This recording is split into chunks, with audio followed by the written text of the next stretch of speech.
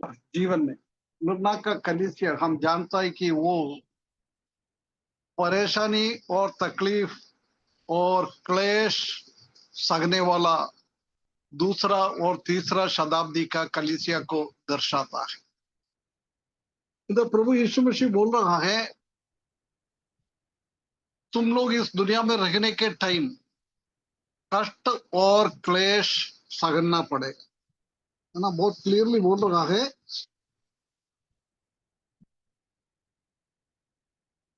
जो दुख तुझको झेलना होगी। इस दुनिया में हम रहने के टाइम ये शैतान का अधीनता का दुनिया है। हमारे जीवन में तकलीफ और परेशानी, शैतान ऐसी सोचता है कि कलीसिया के ऊपर क्लेश और दुख देखते हुए कलीसिया को खत्म करे। परंतु प्रभु यीशु मसीह ये पहले से हमको बोल के रखा हुआ है। प्रभु यीशु मसीह इस दुनिया में था जब भी बोल रहा था कि मेरे पीछे होने वाले लोगों के लिए इस दुनिया कष्ट और तकलीफ देता है। इस दुनिया वाले शैतान आज भी हम जानता है कि कलीसिया के ऊपर इतना सतावट आ रहा है, इतना क्लेश आ रहा है। ये सब प्रभु 2000 साल पहले बोल के गया हुआ बात है, इसलिए उसी के बारे में हमको कोई चिंता करने का जरूरत नहीं। तकलीफ आ जाएगा, परंतु हमारा प्रभु है, वो बोलता है उसी में मत डरो। वो भी हम पिछले हफ्ता देखा था। उसके बाद हम देखे क्या बोल रहा है, क्योंकि देखो शैतान तुम में से कुछ को जेल खाने में डालने पर है, ताकि तुम फरके जाओ।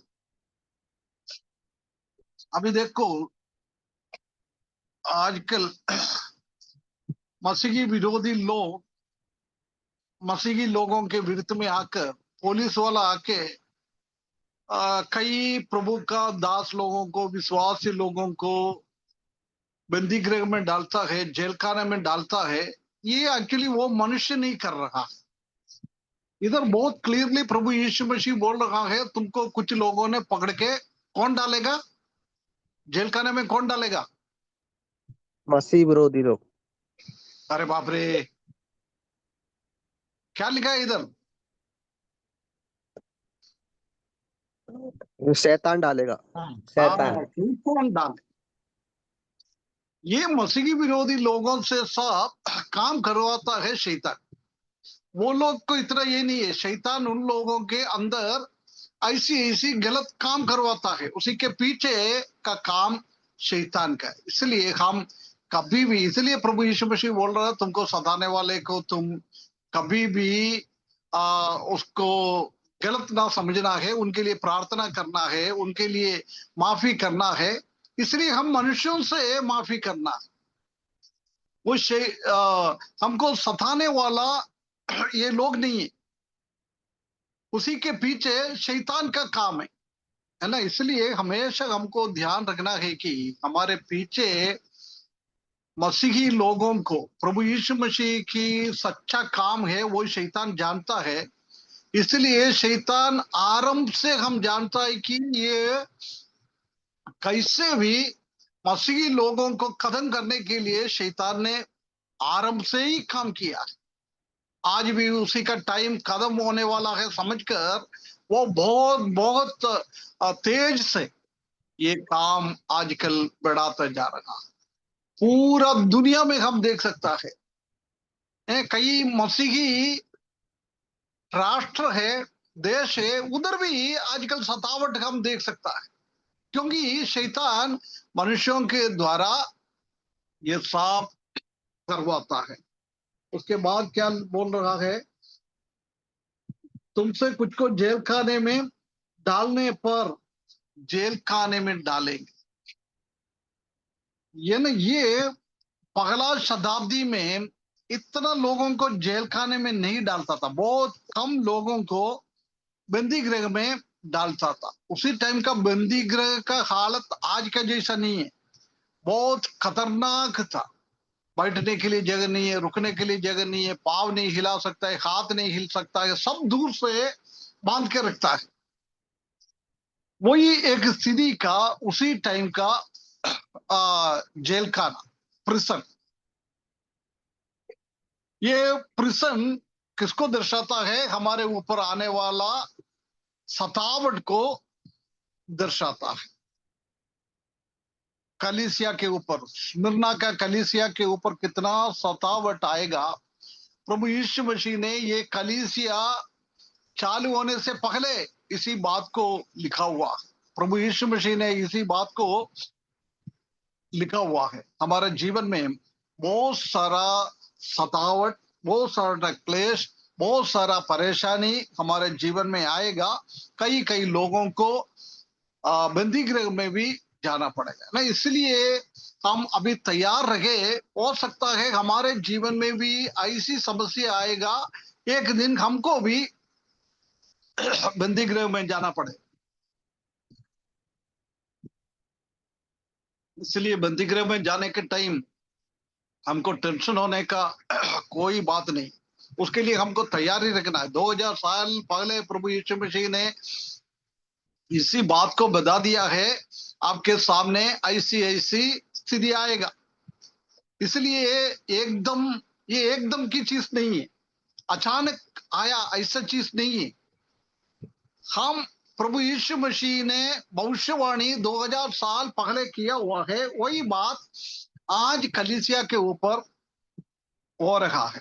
इसी चीजों को हम परमेश्वर का वचन में हम देख सकता है। बहुत सारा समस्या, बहुत सारा परेशानी उनके जीवन में, शारीरिक परेशानी, आत्मिक परेशानी तो नहीं कर सकता है, ये मानसिक परेशानी और शारीरिक परेशानी दे कर सकता है। क्योंकि हम जानते हैं कि ये शरीर तो खत्म होने वाला है, इसलिए इसी में कोई परेशानी आएगा तो हमको इतना इतना टेंशन पालने का, दुख होने का जरूर नहीं। हमारा मन, हमारा सोल, वो भी खत्म होने वाला है। इसलिए ये दोनों के ऊपर ही शैतान हमको सताव लेके आ सकता है। हमारा आत्मा के ऊपर शैतान कभी भी कोई भी सताव नहीं कर सकता है, क्योंकि हमारा आत्मा का उद्धार पहले से हुआ है। ये शरीर का उद्धार जब तक नहीं होएगा तब तक ये शरीर में शैतान का तनाव आएगा रहेगा। शैतान हमारे ऊपर बहुत सारा समस्या लेके आएगा। इसी बात को हम देख सकता है। उसके बाद क्या बोल रहा है उधर?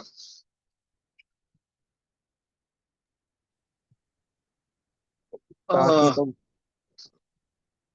देखो, शैतान तुमको कुछ दिन के लिए जेल खाने में डाल सकते हैं। उसके बाद भी देखो ना, कुछ दिन।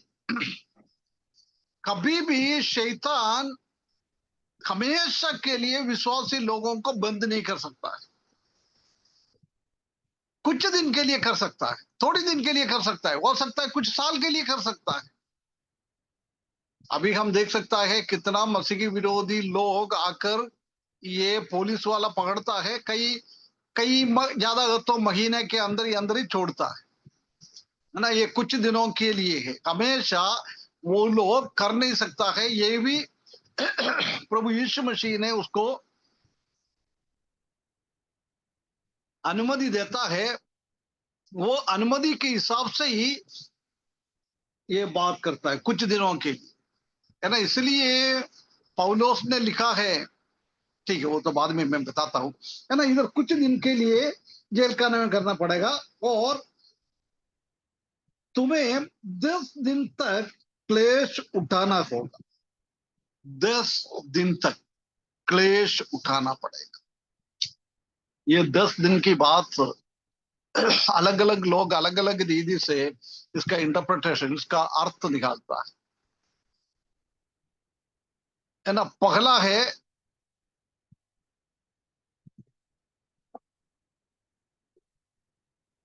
दूसरा और तीसरा शताब्दी में वो बहुत सारा रोमियों का साम्राज्य थे। उसमें से 10 साम्राज्य दूसरा और तीसरा शताब्दी में बहुत क्लेश यहूदी लोगों के लिए दिया हुआ है। सबसे पहला था नीरो, एडी 54 में। एडी 54 में नीरो सम्राट ने मसीही लोगों को खत्म करने के लिए बहुत कोशिश किया है। ये पौलुस को सबको मार डाला है, ये नीरो ने मार डाला है। जेम्स को, ऐसी कई परमेश्वर का चेले लोगों को ये नीरो ने मार डाला है। बहुत तकलीफ परेशानी उसी टाइम था। उसके बाद दूसरा है डोमिशियन सम्राट, ये एडी 81 में, 81 में। ये डोमिशियन के टाइम हम देख सकता है कि युगना को ये पद्मोस टापू में भेजा हुआ है। ये भी बहुत खतरनाक था डोमिशियन। पहला नीरो, सबसे खतरनाक था नीरो, उसके बाद डोमिशियन। उसके बाद एडी 98 में तीसरा आया था ट्रजान। ट्रजान, ये सब सम्राट लोगों का नाम है। ये लोगों ने इसी साल में बहुत परेशानी लोगों को किया है। उसके बाद एडी 117 में अड्रेन करके एक राजा था, उसी ने भी बहुत तकलीफ और परेशानी इस लोगों को दिया था। और पांचवा सम्राट था एडी 193 में सेप्टिमियस सेरेवरस। सेप्टिमियस सेवरस है ना, वो बहुत क्लेश दिया है। उसके बाद एडी 235 में मैक्सिमिन, मैक्सिमिन सम्राट, वो भी बहुत तकलीफ दिया है। उसके बाद एडी 249 में डिसियस, डिसियस सम्राट ने, और 254 में वेलेरियन, ये 8वां सम्राट है। और 9वां सम्राट था 270 में ओरेलियन, ओरेलियन। और एडी 284 में 10वां सम्राट था डायोक्लेशियन, है ना। ये बड़ा रोमियो का सम्राट ने किसी हालत में भी मसीही लोगों को खत्म करने के लिए बहुत बड़ा दंड इन लोगों ने दिया है। इसलिए वो 10 डेज का, कुछ लोग बताता है कि ये 10 सम्राट के टाइम में, मैंने अभी साल बोला है 81 में, 54 में, 81 में, इंडियानो में, 117 में, 193 में, 235 में, 249 में, 254 में, 270 में, 284। ये एक एक साल इन लोगों का शासन के टाइम बहुत बड़ा तकलीफ कलीसिया के ऊपर आया है, वो दर्शाता है ये 10। उसके बाद दूसरा इसके बारे में बताता है कि एडी 330 से लेकर 313 तक, ये 10 साल में बहुत बड़ा persecution, आखिरी वाला डायोक्लेशियन, डायोक्लेशियन सम्राट के टाइम ये 10 साल विश्वासी लोगों के ऊपर, मसीही लोगों के ऊपर इतना इतना परेशान आया है, उसी को दर्शाता है। पहला 10 सम्राट के टाइम मसीही लोगों के ऊपर आया हुआ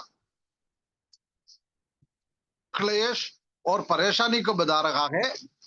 दूसरा ये लोग बताता है कि एडी 303 से लेकर 313 तक 10 साल ये डायोक्लेशियन सम्राट है, उनके टाइम बहुत बहुत बड़ा तकलीफ परेशानी विश्वासी लोगों के ऊपर आ गया है। और बताता है कि ये 10 दिन वो एक स्पेसिफिक पीरियड ऑफ टाइम, एक अलग से एक टाइम बताने के लिए ये यूज करता है। उसके बाद हम देख सकता है कि ये लिमिटेड पीरियड ऑफ persecution, अन्य जाति लोगों का बहुत जल्दी खत्म होने वाला persecution को बताता है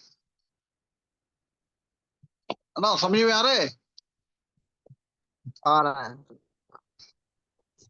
पहला 10 सम्राट के बारे में कलीसिया के ऊपर बहुत सारा persecution दिया था। उसके बाद दूसरा ये बताता है कि डायोक्लेशियन सम्राट के टाइम 203 से लेकर 213 तक, सॉरी 303 से लेकर 313 तक बहुत बड़ा क्लेश का टाइम था, उसको दर्शाता है। और एक स्पेसिफिक टाइम को बताने के लिए, मतलब ये 10 इतना महत्व नहीं है, प्रभु बोल रहा है कुछ दिनों के लिए तुम्हारे पास ये आएगा। उसके बाद हम देख सकते हैं कि ये 10 मतलब बहुत छोटा एक संख्या है ना, ये बहुत छोटा है, क्योंकि ये बताता है कि तुम्हारे जीवन में ये शैतान और ये मसीही विरोधी लोग, ये अन्य जाति का लोग कितना क्लेश और परेशानी अपना जीवन में देता है, वो बिल्कुल थोड़ी टाइम के लिए, ज्यादा दिन के लिए नहीं, वो जल्दी समाप्त हो जाएगा, है ना। हम आ, पहला कोरिन्थियों उसका 4 अध्याय में हम ऐसी एक पद पढ़ता है, यदि हम आने वाला महिमा के बारे में हम सोचता है, उसी के बारे में हम विचार करता है, जब इस दुनिया में हमको सहने वाला ये परेशानी थोड़ी देर के लिए, ज्यादा दिन के लिए नहीं है, जब हम उसके बारे में सोचता है, इसलिए बोल रहा है तुम्हारा ये तकलीफ और परेशानी कुछ भी नहीं है। आने वाला दिनों में तुम्हारा जीवन में इतना एक महिमा का अनुभव आ जाएगा, महिमा में तुम प्रवेश करेंगे, प्रभु के साथ रहेंगे, धन्य एक टाइम परमेश्वर ने हमारे जीवन में दिएंगे। उसी टाइम हम देख सकता है कि ये दुनिया का कष्ट और तकलीफ थोड़ी देर के लिए, है ना, एक क्षण के लिए भी नहीं। ये 10 दिन वही दर्शाता है, ज्यादा है नहीं। अभी भी देखो हमारा जीवन में कलीसिया के ऊपर इतना तकलीफ और परेशानी आ रहा है, वो कुछ दिनों के लिए, हमको उसी के ऊपर ज्यादा टेंशन होने का जरूर नहीं। प्रभु बोल रहा है ये 10 दिन के जैसी है, इसलिए तुम्हारा जीवन में ज्यादा टेंशन ना होए, बहुत प्रभु के ऊपर भरोसा रखे। आने वाला प्रभु ने हमारे लिए रखा हुआ महिमा को हम याद करें। हमने प्रभु यीशु मसीह का दोबारा आगमन के टाइम हमने देखा था कि हमारा पुनरुत्थित शरीर का स्वभाव क्या है। वो पुनरुत्थित शरीर में कोई कुछ भी नहीं कर सकता है, उधर तकलीफ नहीं है, परेशानी नहीं है, कुछ भी नहीं है। ऐसी एक स्थिति में ये लोग थे, है ना। परमेश्वर ने ऐसी एक अवस्था हमारे जीवन में दिया हुआ है ना। उसके बाद क्या बता रहा है, आ, और तुम्हें 10 दिन तक क्लेश उठाना होगा, प्राण देने तक विश्वास रख। इसी पदों में 2 बातें प्रभु हमको बता रहा। एक हमने पिछले टाइम याद किया था, डरना मत, fear none of this things. तुम्हारे जीवन में ऐसी परेशानी और तकलीफ आ जाता है, परंतु उसी के बारे में तुमको डरने का जरूर नहीं है। तुम डरने का तुम्हारा स्वभाव खत्म करो, डरो मत। तुमको क्या करना है, ये परेशानी कुछ दिनों के लिए है, वो सहते हुए विश्वास योग्य में, दूसरा बता रखा है, विश्वास योग्यता में जीवन बिताना है। प्राण देने तक विश्वास रख, प्राण देने तक।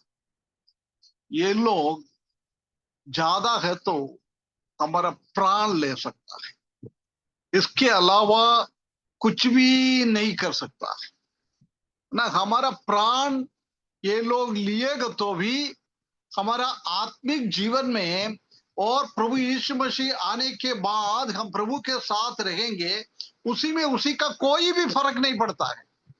आप साधारण रीति से मर जाओ और ये विरोधी लोग आपको मार के भी आप मर जाओ, दोनों में भी कोई फर्क नहीं पड़ता है, दोनों एक जैसी है ना। इसलिए बोल रहा है तुम मृत्यु तक सहने के लिए विश्वास ही योग्य रहो।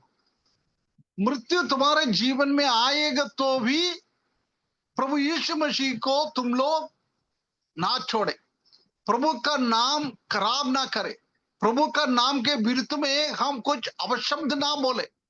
वो लोग कोशिश करेगा प्रभु का नाम छोड़ने के लिए, हैं? सब मारेगा पीटेगा सब करेगा, परंतु कभी भी हम विश्वास योग्यता में इधर उधर नहीं भटकना है। कल नहीं मालूम है हमारा कलीसिया में क्या होने वाला है, कल नहीं मालूम है विश्वासी लोगों के घर पे आकर ये लोग घुस के कुछ भी कर सकता होगा, है ना। वो मृत्यु कर सकता है, उसी के अलावा कुछ भी नहीं कर सकता है। इसलिए तुम मृत्यु के लिए वो लोग हमको डराता है, जब उसी में डरने का जरूरत नहीं है। हम उसी टाइम में भी प्रभु का नाम को हमको ऊंचा करना है। वही बोलता है विश्वास योग्य रखना।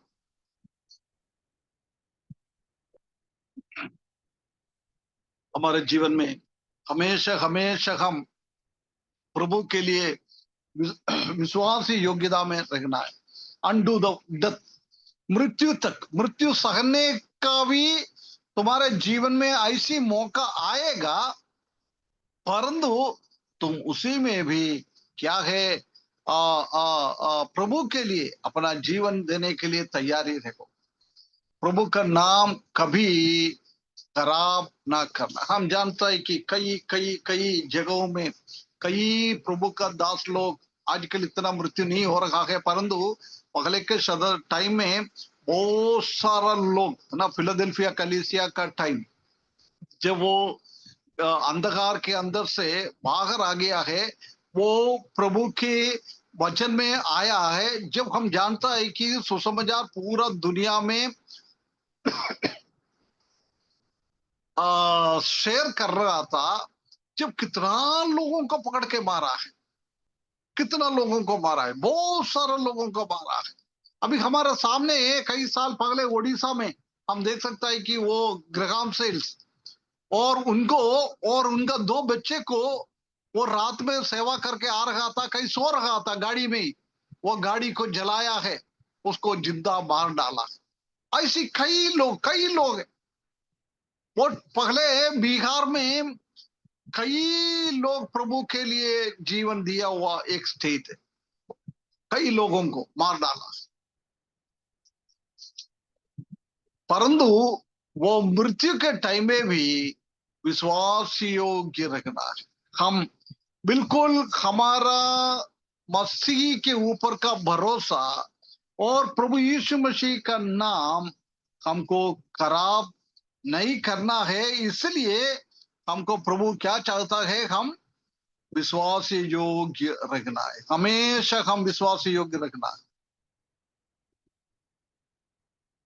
जब विश्वास योग्य रखेगा उसको क्या देता है, क्या फल दे रहा है? मुकुट, मुकुट, काय की मुकुट? जीवन का मुकुट। हाँ, जीवन का मुकुट दे रहा है ना। पहले भी हमने ये मुकुट के बारे में सब हमने सीखा था। कितना मुकुट है, मुकुट कितना है? 5 प्रकार का। कौन सी है बता सकता है?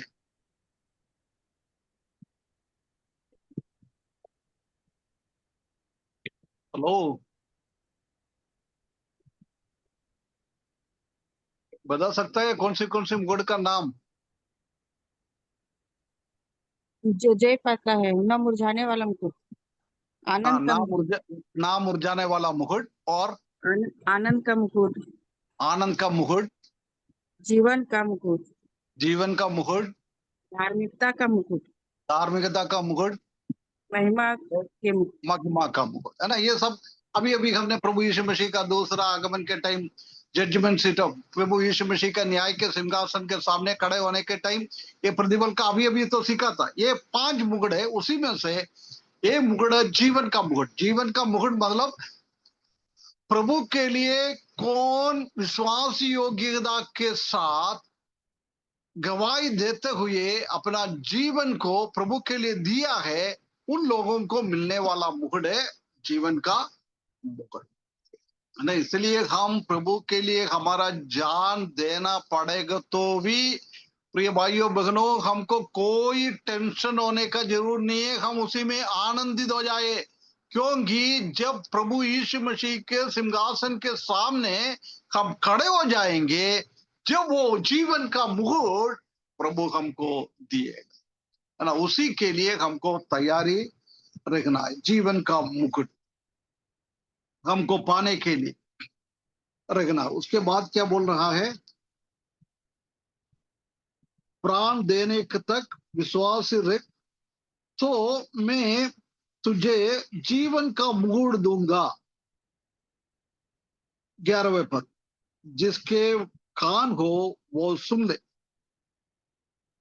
जिसको कान है वो सुन ले। अरे कलीसिया में हम इसको ध्यान दिया था, उसका मतलब क्या होता है? जिसको कान है उसको सुन ले।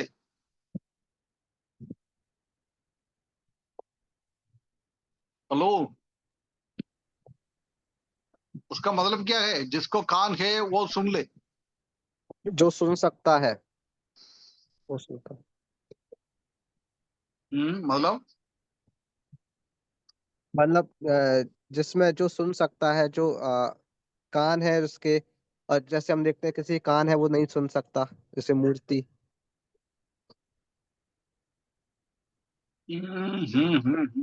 थोड़ा सा और बोलेगा तो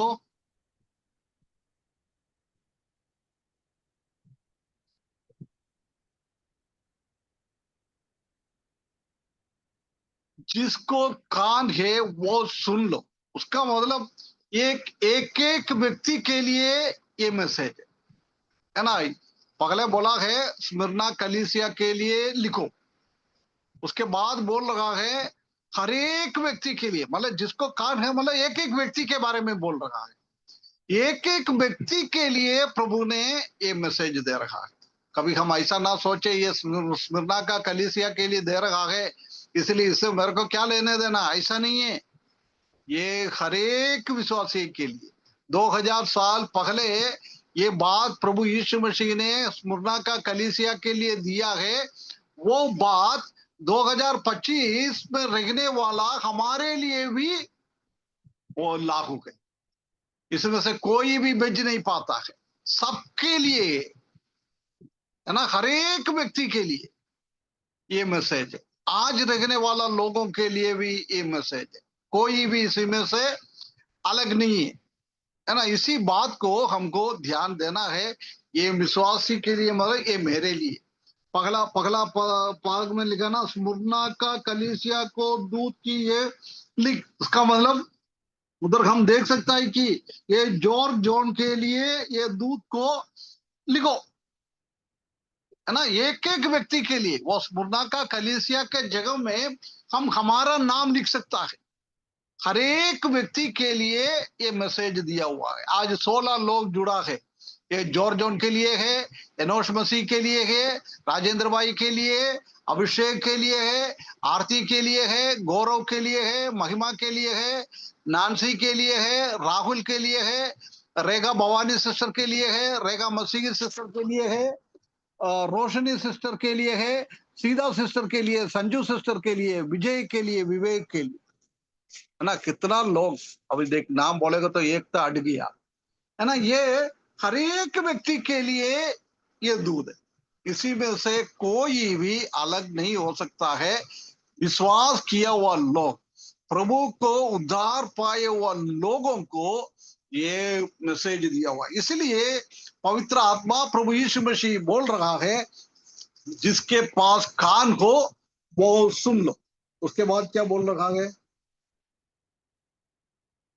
सुनने की आत्मा कलीसियाओं से क्या कहता है ना। पहला स्मुरना का कलीसिया एक वचन है, इधर बोल रहा है कलीसियाओं मतलब बहुवचन।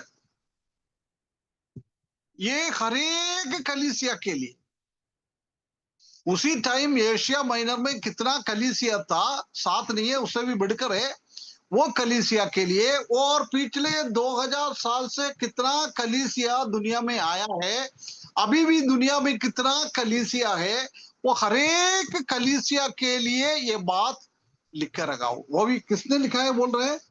आत्मा ने, है ना, पवित्र आत्मा ने इसी बात को कहता है, पवित्र आत्मा के द्वारा इसी बात को बताता है। इसलिए परमेश्वर का वचन को हम बिल्कुल ध्यान देना है।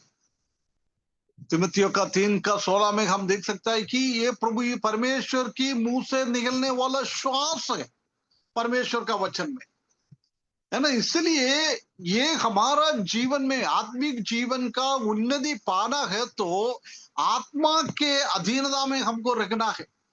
जब प्रभु यीशु मसीह इस दुनिया छोड़ के जा रहा था, उसी के पहले बोल रहा है, मैं ज्यादा दिन आपके साथ नहीं रुकेगा, मेरे को ये जगह छोड़ के जाना है, मेरे को मार डालेगा, मैं मृत्यु सकेगा, परंतु आपको मैंने क्या आपको बोला है उसी को और अधिकार से सिखाने के लिए, आपको मार्ग निर्देश करने के लिए, आपको आगे चलाने के लिए, आगे बढ़ाने के लिए, आत्मिकता में आगे बढ़ाने के लिए मैं किसको भेजूंगा? प्रभु यीशु मसीह ने किसको भेजने के लिए बात कर रहा था? आत्मा, पवित्र आत्मा को। ना, पवित्र आत्मा को भेजने की बात कर रहा था। इसलिए इधर हम देख सकता है कि वो पवित्र आत्मा आकर हमसे बात कर रहे। इधर भी वही बोल रहा है, ये हर एक बातें आत्मा के द्वारा ही हो रहा है। अभी पवित्र आत्मा का काल है, ये कलीसिया का युग, वो पवित्र आत्मा का युग भी बोलता है। ये पवित्र आत्मा जब प्रभु यीशु मसीह इस दुनिया में हमको लेने के लिए जब तक नहीं आएगा, तब तक ये पवित्र आत्मा हमको चलाता है। पवित्र आत्मा का चाप हमारे ऊपर लगा हुआ है ना, sealed with the Holy Spirit, क्योंकि ये हम पवित्र आत्मा का चीज है। पवित्र आत्मा हमको संभालता है, पवित्र आत्मा हमको चलाता है, पवित्र आत्मा हमको सिखाता है। इसलिए हम हमेशा पवित्र आत्मा का बातों को ध्यान देना है। आजकल डायरेक्ट पवित्र आत्मा हमसे नहीं बात करेगा, क्योंकि ये परमेश्वर का वचन में हर एक बातें लिख के रखा हुआ है। इसलिए ये पवित्र आत्मा का ही बात है। इसलिए हम परमेश्वर का वचन पढ़ना है, सीखना है, उसी में क्या हमारे लिए लिखा हुआ है, इसी चीजों को हमको ध्यान देना है। कलीसियाओं को आत्मा क्या बोल रहा है ना, ये हर एक कलीसिया का, झारखंड का संजीव बगन कहाँ है, उनका कलीसिया के लिए है, दतिया का कलीसिया के लिए है ना, जितिन भाई और आरती सब जाता है तिरुवल्ला में, केरला में, उनके लिए है। ये इंदौर का हमारा कलीसिया के लिए है। कौन सी कलीसिया से लोग जुड़ा हुआ है? आज की ये मीटिंग में आपका कलीसिया के लिए इस बात को बताया हुआ है। हर एक कलीसिया के लिए ये बात को बताया हुआ है। इसलिए हम ऐसा ना सोचे ये 2000 साल पहले इस दुनिया में रहने वाला स्मुरना का कलीसिया के लिए इससे हमको क्या लेने देना है, कभी ऐसा ना सोचे, है ना। ये हर एक चीज एक एक व्यक्ति के लिए ही, साथ साथ पूरा दुनिया का कलीसिया के लिए भी कितना कदम हो गया है, उनके लिए भी था। अभी कितना कलीसिया और आएगा हम नहीं जानता है, वो कलीसिया के लिए भी, हर एक कलीसिया के लिए भी इसी बात को लिख के रखा हुआ। और क्या बोल रहा है? जिसके कान हो वो सुन ले कि आत्मा कलीसियाओं से क्या कहता है। जो जय पाए उसको दूसरी मृत्यु से हानि ना पहुंचेगे, है ना। जय पाने वाले को दूसरा मृत्यु क्या है? दूसरा मृत्यु क्या है? अधोलोक की आग की मृत्यु हैं? अधोलोक की आग की मृत्यु, दूसरा मृत्यु। अधोलोक, हाँ, नरक वाली मृत्यु। नर्क का, नर्क। हाँ, नरक का है। अधोलोक और नरक दोनों अलग अलग है ना। अधोलोक मतलब अभी का है वो, कौन सी पापी मृत्यु होता है उसका आत्मा अधोलोक में जाता है। परंतु नरक अभी खाली है, नरक में अभी कोई नहीं गया है। ये नरक की बात कर रहा है ना। उसी में अभी खाली पड़ा है, कोई नहीं गया। वो अधोलोक से नहीं, नरक से हमको बचाएगा, है ना। ये प्रभु एक बात हमको कहता है ना। ये मतलब हमको कभी अधोलोक में जाने का जरूर नहीं। ये बताता है कि ये समझाने के लिए कोशिश कर रहा है, आपको अधोलोक में जाने का जरूर नहीं है, परंतु आपको अभी कौन तंग कर रहा है, कौन परेशान कर रहा है, उन लोगों को जरूर ये नरक के अंदर जाना पड़ेगा। दूसरा मृत्यु को उन लोगों को सहना पड़ेगा, हमको नहीं। उन लोगों के लिए है। आज वो लोग हमको तंग करता है, हमको परेशानी करता है, मारता है, पीटता है, बंदी गृह में डालता है, सब कुछ करता है वो लोग।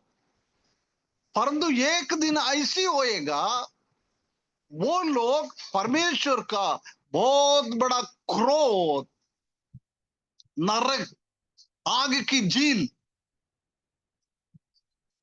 गंधक से भरा हुआ झील है, आग है, उसी के अंदर वो लोगों को हमेशा के लिए तकलीफ और परेशानी पकड़ना पड़ेगा। परंतु प्रिय भाइयों बहनों, मेरा बात सुनने वाला, प्रभु यीशु मसीह बोल रहा है, मेरा कलीसिया में आज तुम्हारे जीवन में थोड़ा बहुत तकलीफ 10 दिन का ही है, ज्यादा दिन का नहीं है। इसलिए तुम लोग परेशान ना हो जाए।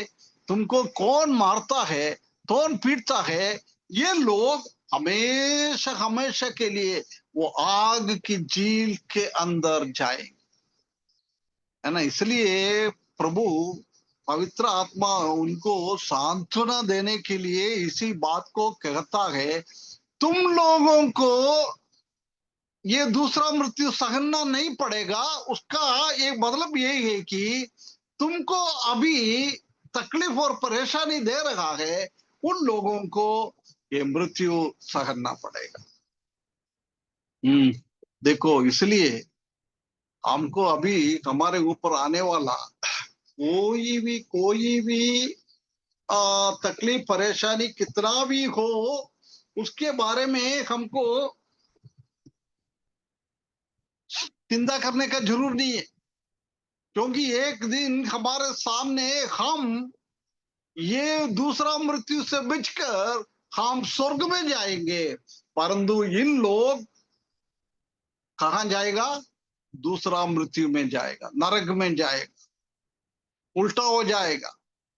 इसलिए आज का कष्ट और तकलीफ थोड़ी देर के लिए, थोड़ी देर के लिए, ज्यादा देर के लिए है नहीं है। इसी बात को हमको ध्यान देना है। ये कलीसिया को ये बात को बता रहा है, तुम ज्यादा दिन के लिए तुम्हारा ये तकलीफ सहना नहीं पड़ेगा। तुमको नरक के अंदर जाने का जरूर नहीं पड़ेगा। नरक में जाने वाला लोगों का तकलीफ और परेशानी वो कभी कभी कभी भी खत्म नहीं होता है। ऐसी वो लोगों को सहना पड़ेगा। इसलिए आज हम खुशी के साथ, विश्वास योग्य के साथ, यदि हमारे जीवन में हमको मृत्यु सहना भी पड़े, तो ये भाइयों बहनों चिंता मत करें।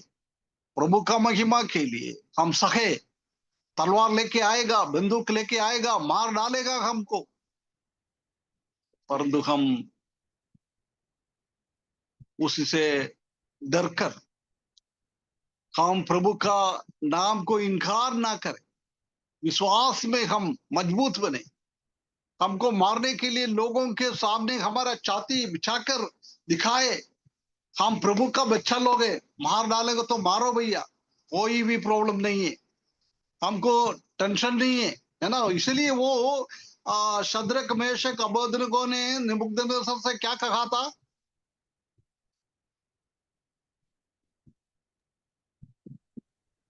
हेलो। हाँ, वो दंडवत करने से मना कर दिया था। नहीं नहीं, नबूकदनेस्सर से क्या कहा वो लोग?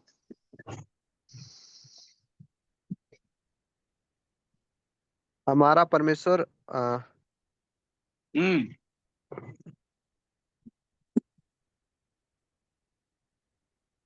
हमें आग में डाल दीजिएगा तो भी ठीक है, हम लोग दंडवत नहीं करेंगे। हाँ?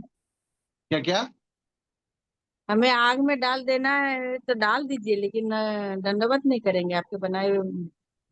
हाँ नहीं, हाँ थोड़ा थोड़ा और बोला था उन लोग, ये सब बोल दिया है, परंतु उसी के साथ एक दो शब्द और बढ़ा दिया था उन लोग। ऐसी बोला है, हमारा परमेश्वर आग के अंदर से बचाने के लिए सर्वशक्तिमान है। यदि उसको हमने बचाएगा नहीं है तो भी हम मूर्ति के सामने दंडवत नहीं करेंगे। प्रभु हमको बचाएगा, हमको मालूम है। बाई चांस नहीं बचाया, हमको आग के अंदर जल जलकर हमारा जान देना पड़ेगा, ऐसी आदत है तो भी हम प्रभु के विरुद्ध में काम नहीं करें, है ना। ये विश्वास मृत्यु तक विश्वास योग्य ऐसी होता है। तुम कुछ भी करे भैया, कोई प्रॉब्लम नहीं है, मारो ना, पीटो ना, ये हमारा शरीर शरीर शरीर की ओर करता है।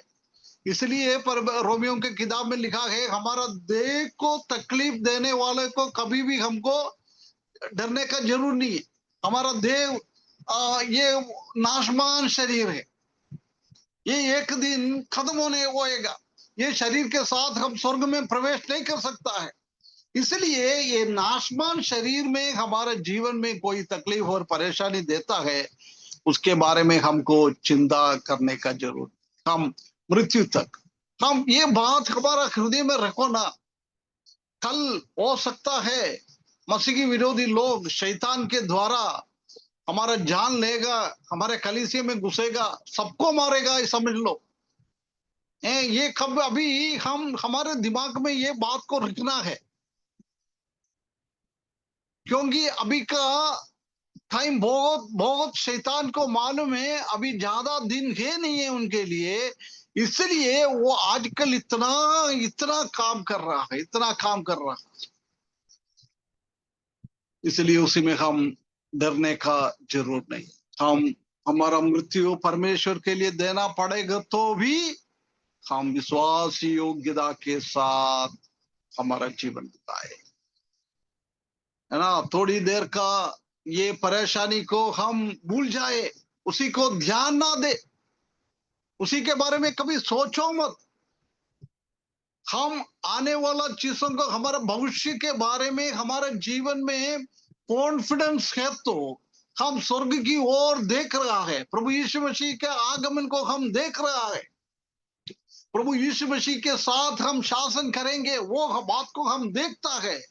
जब इस दुनिया में होने वाला तकलीफ को, मृत्यु को, कोई कुछ नहीं होता। इस शरीर में मृत्यु है, परंतु आने वाला शरीर में कोई मृत्यु नहीं है। इसलिए प्रकाशित वाक्य 21 अध्याय का पहले भागों में हम देख सकता है, उधर कोई रोने का आवाज नहीं है, कोई मृत्यु नहीं है, कोई दर्द नहीं है, कोई बीमार नहीं है, कुछ भी नहीं है, कुछ भी नहीं है। आनंद के साथ हम प्रभु के साथ रहेंगे, है ना। उसी बात को कभी भी हमारे दिमाग से हम निकलना नहीं चाहिए। भविष्य के बारे में, स्वर्ग के बारे में हमेशा हम याद करते रहो, याद करते रहो।